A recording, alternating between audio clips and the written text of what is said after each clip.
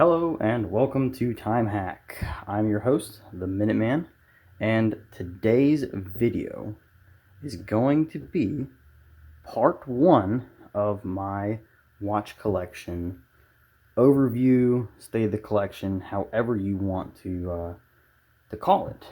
The intent behind this is to showcase what I have and what you guys have to look forward to as far as content and what my collection consists of.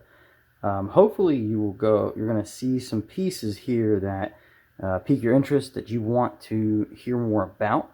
And if that is the case, please leave a comment and tell me which watch you want to hear more about, and I will try to prioritize that one in my 2-week wear so that I can get that content out to you quicker.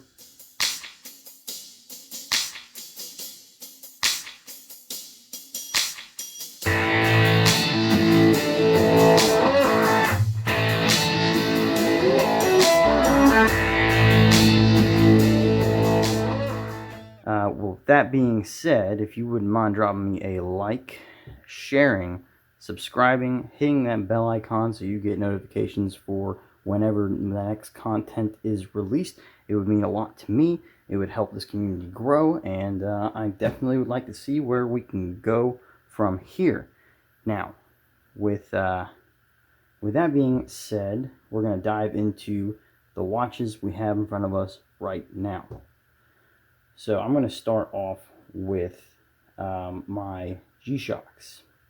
I have 3 G-Shocks, and I'm a pretty big fan of G-Shock just because of their reliability.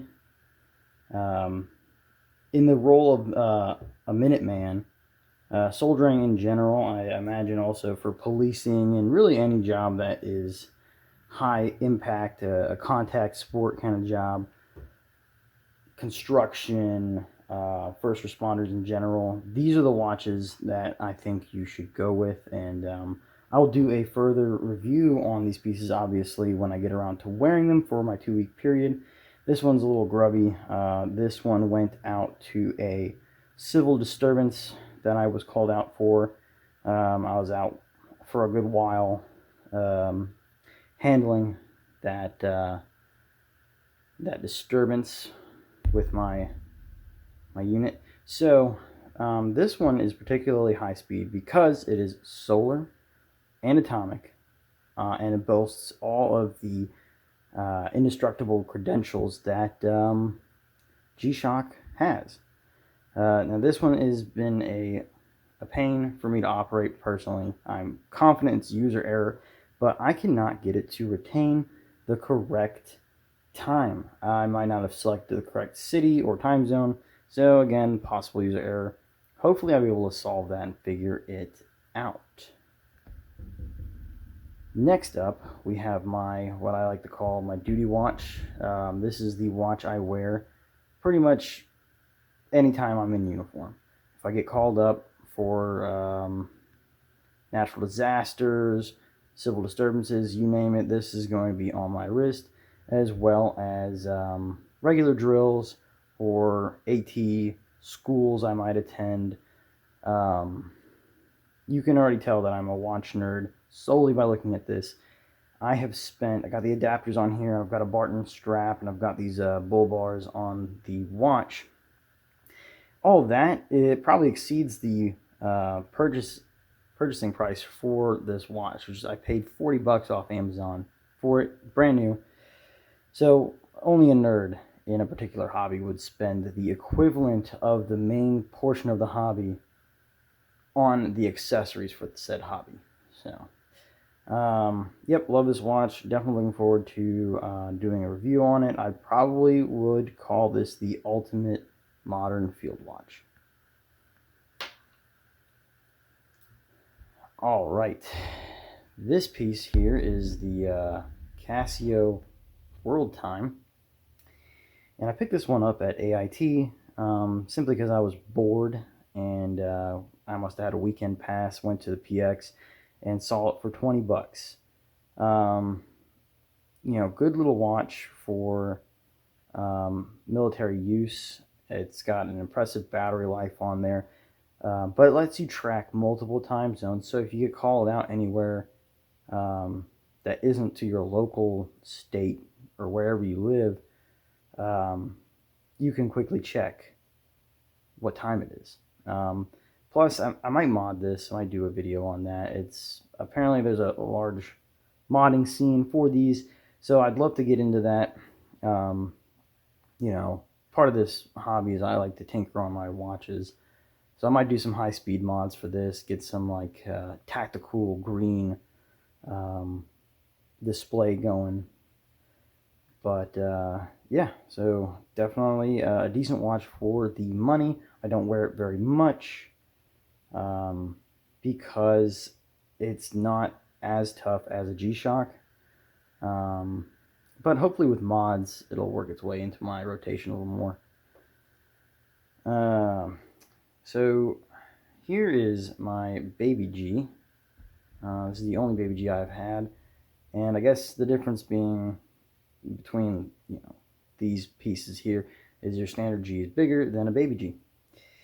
I couldn't resist picking this one up because I'm not a huge Pokemon fan, but I did like playing the game growing up, the video game that is. The card game, I had cards and never got into the game itself.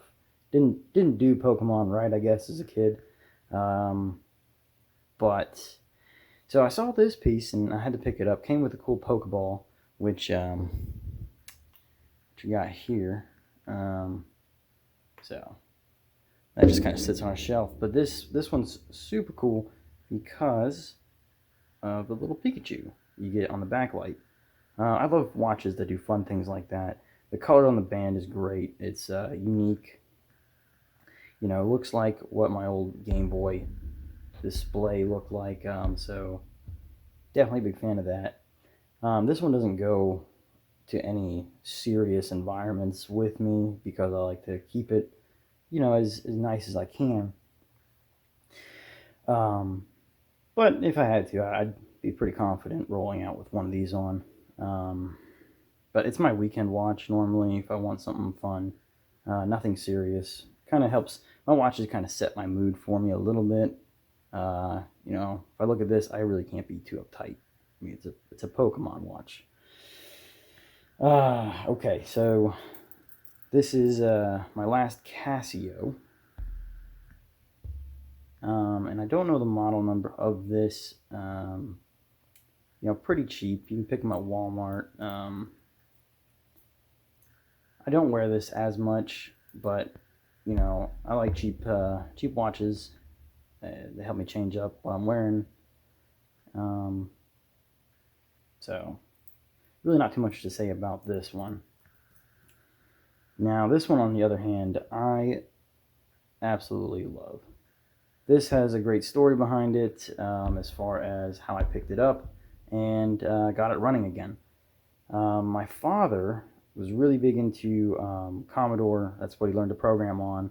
So I got him a Commodore watch, new old stock, for his birthday. He loved it, but I was a little jealous of how unique it is, so I had to find myself one, and this is what I ended up finding.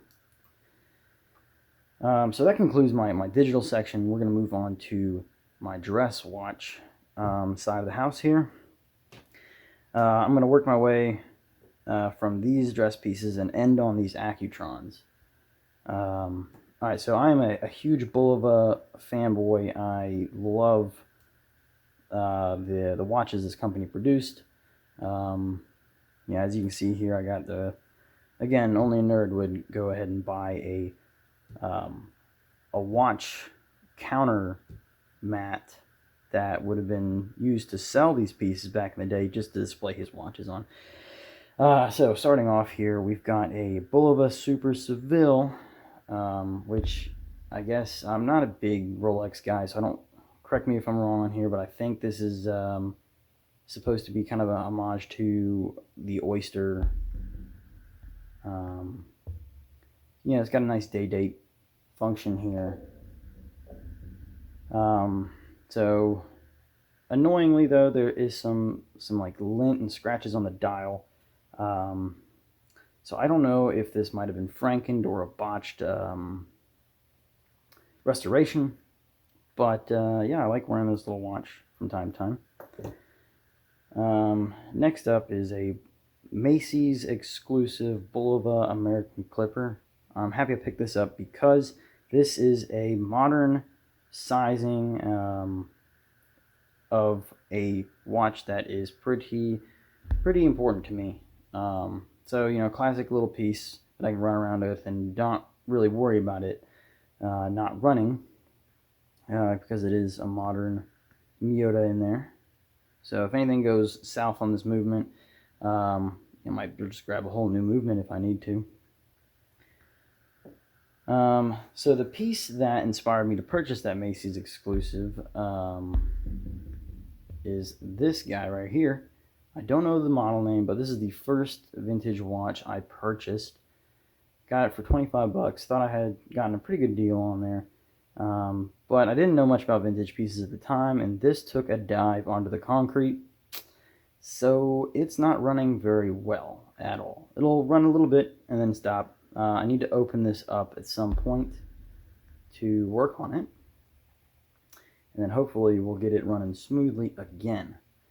To facilitate the possible restoration of that watch, I have a pretty roached little servicing pamphlet that Bulova put out. So hopefully this will give me enough insight into the movement that this watch has, and hopefully I'll be able to bring it back to life. Moving on, we have another Bulova. This one is made in West Germany, is what the movement, or maybe the case back on the interior says.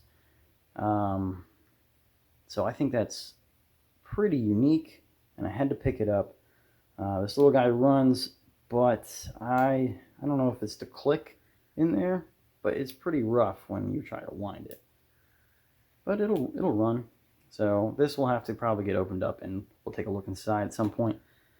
Here is my only luxury watch. This is my Omega Mega Quartz. I put on a custom cut leather band because I have small wrists and the integrated bracelet is not forgiving. So I had to come up with my own solution to that. Not one of my favorite watches. Kind of wish I hadn't picked it up for the price that I did, because I will not get out from under this for the money I paid for it. But, you know, live and you learn. Now, this is one of my two Accutrons. I absolutely love Accutrons because of that humming and that second sweep. This one isn't running right now. I need to put a new battery in it. But it's got a cool retro 70s wood panel look. And then this one is my absolute favorite because of the dial and the wood. Let's get it to focus here.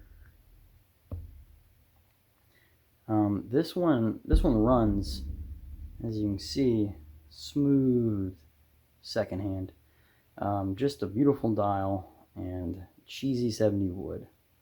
I do have a bracelet for this. It's probably not an original one because of the little wood links that are in there. They just don't look right. But, you know, I'm happy to have acquired it for the price that I did pay. And I think it's pretty good. So, you know, with that having been said, that is my overview of my digitals and my dress pieces, to include my Accutrons. I hope you enjoyed the video. Thank you for watching. Again, if you wouldn't mind taking the extra time to like, share, subscribe, leave me a comment on which you want to see first or next, however it plays out, and I will do my best to get that up front. Without further ado, I think the next video is going to be my pilot watches, my field watches, and my dive watches.